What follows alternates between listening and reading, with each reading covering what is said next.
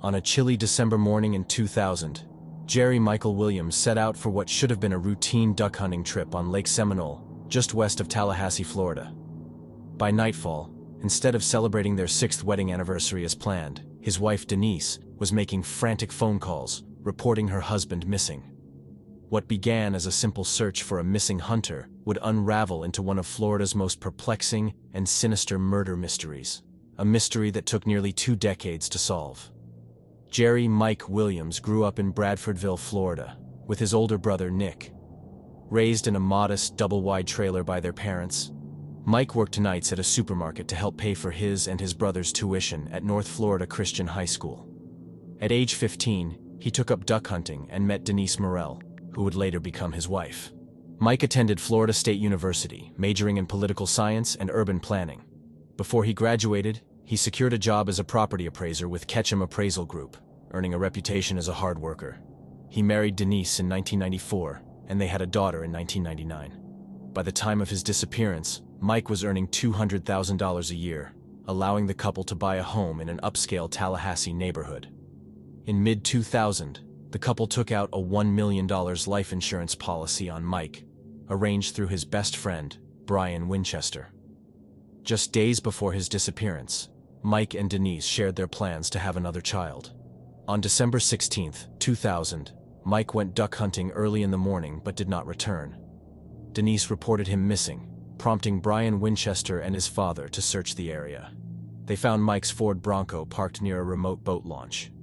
Despite the initial efforts by the Florida Fish and Wildlife Conservation Commission, a storm paused the search.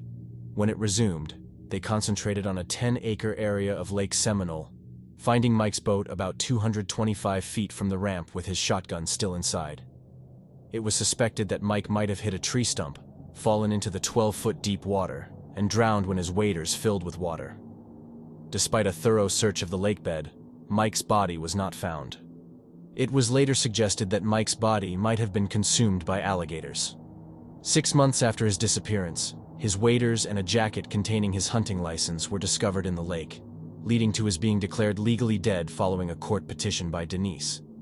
Denise received $1.5 million from Mike's insurance policies. 5 years later, she married Brian Winchester, who had sold Mike some of the policies a few months before his disappearance. Mike's mother, Cheryl Williams, never believed her son was eaten by alligators or died by accident. Her mother's intuition told her that something bad had happened, and she was determined not to give up until someone took her seriously. She compiled 27 pages of single-spaced notes and evidence and wrote to the governor of Florida every day for 9 years. She contacted wildlife experts who informed her that alligators do not feed in cold winter months. Eventually, authorities began investigating and deemed him a suspicious missing person. A significant break in the long cold case came 17 years later. In 2012, Denise and Brian Winchester separated, allegedly due to Brian's sex addiction. Denise officially filed for divorce in 2015. In 2016, Brian kidnapped Denise, taking her phone and, while showing her a gun, forced her to follow his directions. Claiming he was suicidal over their divorce, Brian said he had nothing to live for if it went through. Denise managed to calm him down and drove him back to his truck. After the incident, Denise reported it to the police, despite promising Brian she wouldn't. Brian was arrested and charged with kidnapping, domestic assault, and armed burglary, 2 of which were felonies. He was sentenced to 20 years in prison for the kidnapping charge. The day after Brian's sentencing, authorities announced that Mike's remains had been found, but did not disclose any other information at the time. Denise was arrested in May 2018 on charges of first-degree murder, conspiracy to commit murder, and accessory after the fact. Brian told authorities that the two had plotted to kill Mike so they could be together, as Denise's religious family disapproved of divorce. After rejecting multiple plans, Brian settled on staging a hunting accident at Lake Seminole, where he shot Mike after an attempt to drown him failed. Brian also testified that the kidnapping of Denise in 2016 stemmed from his fear she would confess and place the full blame on him as their divorce progressed. Denise was found guilty on all charges and was sentenced to life in prison.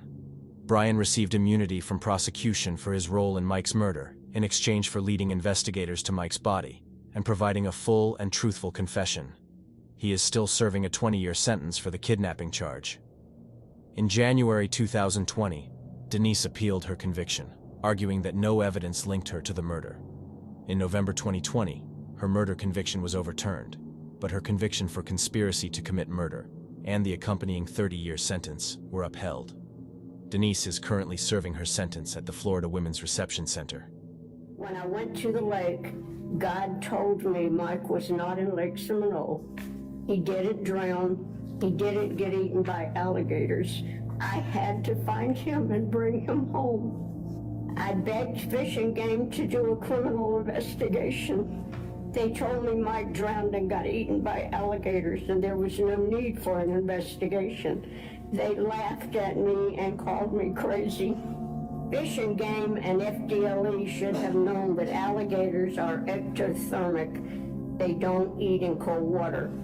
Instead of investigating, they chose to ridicule and call me crazy and tell me that I didn't do things the right way. There is no manual to tell a mother what to do when her child goes missing. I just did what God put on my heart to do. For the rest of my life, when I try to sleep at night, I will see my son clinging to a tree stump in Lake Seminole in the dark, knowing that his best friend is trying to kill him. I hear his voice screaming for help. I wasn't there to help him. It will haunt me forever.